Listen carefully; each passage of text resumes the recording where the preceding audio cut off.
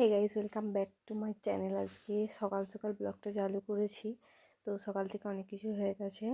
খাওয়া দাওয়া কমপ্লিট করে স্নান করে তারপর আজকে যেহেতু শ্বশুরবাড়িতে মানে এসেছি, তো অনেক দিনই ছিলাম না, কী কারণে ছিলাম না সে সমস্ত সব কিছু তোমাদের সঙ্গে শেয়ার করব। তো এসে দেখি আমার বেডরুম এখানটা পুরো নোংরা হয়ে গেছে। মানে আমি যখনই থাকি না মানে এই সমস্ত কিছু নোংরা নোংরাই হয়ে থাকে। তারপরে মানে দেখতে ভালো লাগছিল না, তাই এগুলো একটু মুছি করে দিলাম। আর ওই চুলগুলো খুলে গেছে, কারণ এখানে ইঁদুরের প্রচুর পরিমাণে উপদ্রব হচ্ছে। তো মানে দেখতে প্রচণ্ড খারাপ লাগছে যে আমার ঠাকুরটাই এরকমভাবে নোংরা হয়ে গেছে, যে ঠাকুরের এতেও মানে সমস্ত কিছু বিচার করা হয়। তো সেই জন্য সব চারপাশ কিছু না ভেবে আমি কী করছি, এগুলোকে পরিষ্কার করে দিচ্ছি। আর পুরো ধুলো হয়ে গেছে। আমার হাজব্যান্ড যদি বাড়িতে থাকতো তাহলে হয়তো এই সমস্যাগুলো হতো না। তারপর দেখো ঠাকুরের মুখে পুরো চুল পড়ে গেছে। আর আমি বেঁধে দিয়ে গিয়েছিলাম, যখন গিয়েছিলাম ওই উলটা দিয়ে, তো উলটা কোনোভাবে হয়তো লুজ হয়ে গেছে, তো সেই জন্য এই সমস্যা হয়েছে। তারপর ওই উলটা দিয়েই চুলটাকে ভালো করে বেঁধে দিলাম। আর তোমরা কমেন্ট করে অবশ্যই জানিও ডেলি ব্লগিং তোমরা চাও কি না। তো তাহলে প্রত্যেক দিন কী করছি না করছি তোমাদের সঙ্গে শেয়ার করব। আর এখন তো সেরকম কিছু কাজ করতে পারি না, তো সেই জন্য ওই ছোটোখাটো যেগুলো হয় সেগুলোই করছি। আর ঠাকুরটাকে দেখে আমার প্রচুর পরিমাণ খারাপ লেগেছিলো। ঠাকুরটাও পরিষ্কার করার মতন কেউ নেই। তো চলো আর কি করছি দেখাবো। স্নান করে নিয়েছি, এরপর ঠাকুরটাকে একটু জল দেবো।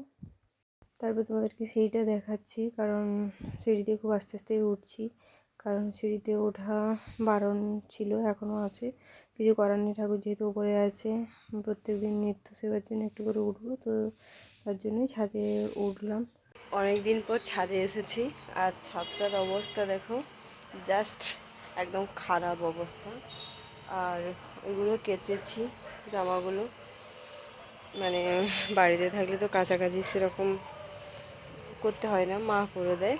আর এরকম অবস্থায় তো আমার হাজব্যান্ড মা দুজনেই করে দেয়। আর এই ফার্স্ট টাইম মানে থাকার মধ্যে আজকেই থাকলাম। তো এই তো ছাদের অবস্থা। আর যেটা দেখাবো বলে যা এই শাড়িটাড়িগুলো পুরো একদম অনেক দিন না রোদে দিলে যে অবস্থা হয়, পুরো রুমটার অবস্থা খারাপ ছিল, কিছুই ভালো লাগছে না। সেই জন্য একটু ছাদে এলাম একটু। আজ সোমবার যেহেতু শিব ঠাকুরের পুজো দিয়েছি। আর এই নাইটিটা আর এই শাড়িটা করেছি, যেটা দেখাবো বলে আমি এখানটা পরিষ্কার করেছি একটু, কারণ বেশিক্ষণ বসে তো আর পরিষ্কার করা যায় না। এই দেখো মানি প্ল্যান্টের গাছটা, ওই মানি প্ল্যান্ট গাছটার কী অবস্থা, পুরো ছাদে নোংরা ভর্তি হয়ে গেছে একদম। আর থাকি না বলে আমার কোনো গাছগুলো মানে যত্ন পায় না, থাকি না মানে এরকম পরিস্থিতি বলেই থাকি না, সেই জন্য আর গাছগুলো কোনো যত্নও পেল না।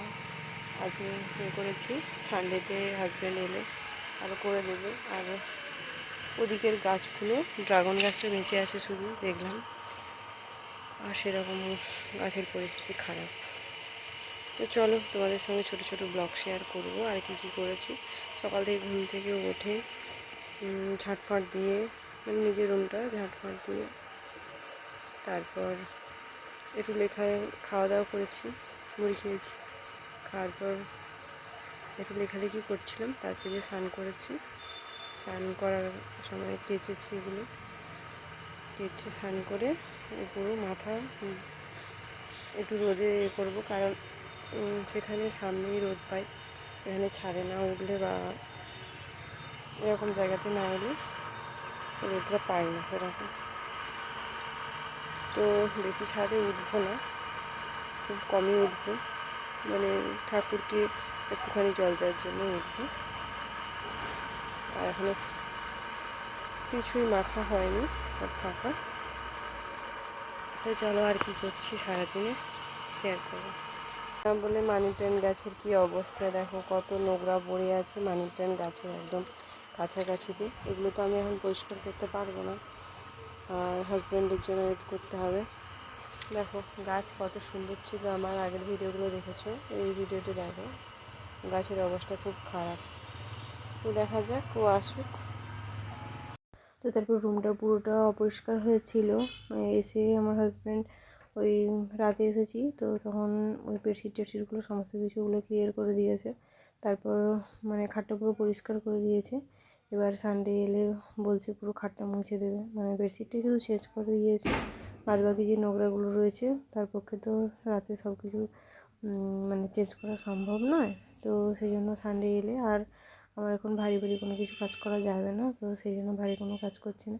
কিন্তু এই মানে কোণটা এত নোংরা হয়েছিল, প্রত্যেকটা কণই নোংরা হয়ে আছে। তার মধ্যে এই কোণটা মানে ওষুধ আর অনেক কিছু রাখবো বলে হাতের কাছে পাবো, তো সেই জন্য। তারপর মা আচার দিয়েছিল, সেই টিপাগুলো ছিল। তো সব কিছু দেখো কীরকম নোংরা হয়ে গেছে, তো সেগুলোই একটুখানি ভিজে কাপড় দিয়ে করে নিচ্ছি। আর যেহেতু আজকে কেচেছি, অনেক দিনই কাচিনি, আমার মা কেচে দিত, বোন কেচে দিত, তারপর হাজব্যান্ডও যখন এখানে থাকতাম তো নাইটি টাইটি সমস্ত কিছু কেচেই দিত। তো সেক্ষেত্রে কাজ ও তো বাড়িতে নেই, অনেক কিছু নোংরা হয়েছিল, ওই জন্য দুটো দুটো করে কেচেই নিচ্ছি বসে বসে।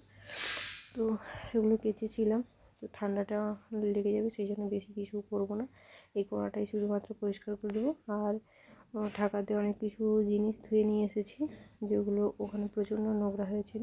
তারপর ওগুলোকে সমস্ত কিছু চুবড়িয়ে রেখে দেবো। আর ওই ঢাকাতে কিছু ফল এনেছিল আমার হাজব্যান্ড, তো সেই ফলগুলো রাখবো, কারণ প্রত্যেকদিন তো একটু করে ফল খেতে হবে, সেই জন্য।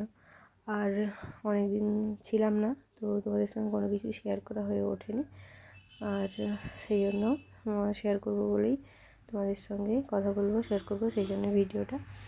তো দেখতে থাকো। আর এগুলো প্রায় আমার কমপ্লিটের পথে, এগুলো কমপ্লিট করে তারপর যাব। আরও কিছু জিনিস আছে যেগুলো রোদে মিলতে হবে। তারপর আমার এক্সামও পড়ে গেছে, এই সময় খাতাপত্র কোনো কিছু রেডি হয়, সেই খাতাগুলো রেডি করব। মানে মাথায় অনেক রকম চাপ আছে, তারপর ডক্টর দেখানো আছে, সমস্ত কিছু একসঙ্গেই রয়েছে। তো চলো দেখতে থাকো। তারপর দেখো তোমাদের সঙ্গে কথা বলতে বলতে প্রায় সমস্ত কিছু কমপ্লিটের পথে, তো সব কিছুগুলো সাজিয়ে রেখে দেবো। আর এখন হালকা হালকা একটু একটু করে করতে হবে, কিছু করার নেই, কারণ সেখানে মা বোন সব কিছুটাই করে দিত, কোনো অসুবিধাই হতো না। আর শ্বশুর বাড়িতে এসে তো সব কিছুটা তুমি হাতের কাছে পাবে না। আর যে যতই যাই হোক, ঠিক আছে, করেও আমাকে দেয় না কেউ, আর করে দেবে না সেরকম, সে কথা ছাড়ো। তো আমি আমার নিজের জিনিসটা ভালো করতে ভালোবাসি নিজে থেকেই। আর শ্বশুরবাড়িতে সেরকম ভিডিও করি না, কারণ ভিডিওটা করার মতো সেরকম সময় হয়ে ওঠে না, সেই জন্য ডেলি ব্লগিং দিই না। এবার তোমাদের যদি ভালো লেগে থাকে অবশ্যই কমেন্ট করে জানিও, আমি চেষ্টা করবো এরকম পরিস্থিতিতেও তোমাদের সঙ্গে ডেলি ব্লগিং শেয়ার করার জন্য। তো তারপর দেখো সব কিছু গুছিয়ে কেমন সুন্দর করে রেখে দিয়েছি। আর খাটের নিচ পুরো নষ্ট হয়ে গেছে একদম বলতে গেলে, ওটাও একটু পরিষ্কার করতে হবে। তারপর দেখো এদিকে গাছে বড় বড় পিঁপড়া হয়েছে, তো পিঁপড়া এখন খাওয়া যাবে না, আগেও সেরকম একটা বেশি কিছু খেতাম না। তারপর দেখো এখানে জায়গাটা দেখাচ্ছি, আমার হাজব্যান্ডেরই জায়গা, তো এখানটা পরিষ্কার করা হয়েছে। আর এখানে আমি কলাই লাগিয়েছিলাম, তো কলাই গাছগুলো সমস্ত তুলে দিয়েছে, কলাই হয়ে গিয়েছিলো শুধু। তারপর দেখো এই জায়গাটা রোদ অনেকটা মানে জায়গা আছে এখানটাতে, তো এখানটাতে ভালো গাছ হবে, এখন রোদ পড়েছে, তো ভালো ভালো জিনিসও লাগানো যাবে, শীতের সমস্ত সবজি। তো দেখা যাক, ও বাড়িতে আসুক, তারপর কি হয় দেখা যাবে। এখন খাচ্ছি মুড়ি, আগে মাইনে খিচুড়ি আর গাজর। তো আজকে সারাদিনের ব্লগটা এই পর্যন্ত, আর তোমরা সবাই ভালো থেকো, সুস্থ থেকো, আবার দেখা হচ্ছে নেক্সট ব্লগে। টাটা।